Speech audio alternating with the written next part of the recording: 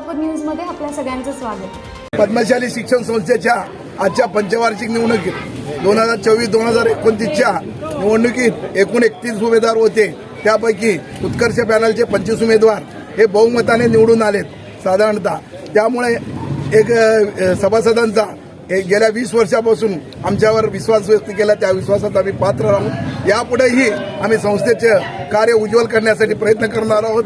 सभासदांनी विश्वास दाखवला त्याबद्दल मी सर्व सभासद, समाज बांधव व हितचिंतक मित्रमंडळ सर्वांचा पुनश्च आभार मानतो। ही निवडणूक होणार होती। आम्ही बरेचसे प्रयत्न केलो। जवळजवळ 61 उमेदवारांमधनं जवळजवळ 30 उमेदवार माघार घेतले। अजून 6 उमेदवार घेणार होते, पण त्यानंतर 3 उमेदवार आम्हाला पाठिंबा दिले, त्यामुळे 3 उमेदवार राहिले होते। त्यांचा शेवटपर्यंत मतदान केलं होतं। कारण एका असं ऐकू बातमी आहे की ऐक्यू बातमीपेक्षा सत्यता असेल असं वाटतं की एका राजकीय पुढाऱ्याने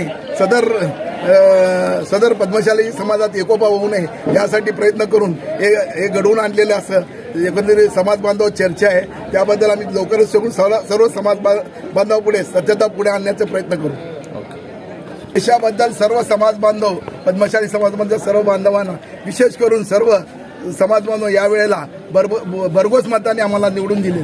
कारण का आपला विकासाचा त्यांनी ध्येय पूर्ण झालेले असा भरघोस मतदारातून प्रतिसाद मिळत होतं। त्यामुळे आम्ही त्याबद्दल त्यांचाही आभार मानतो व सर्व समाज बांधव, सर्व मित्रचिंतक सर्वांचे मी आभार मानतो। पुढील 5 वर्षात काय म्हणजे अजेंडा काय राहील? 5 वर्षात नवीन शाळा बांधणार किंवा कोणते? नवीन शाळा तर काळाच्या योगाप्रमाणे अनेक शिक्षणाचे दालने उभा करणार आहोत।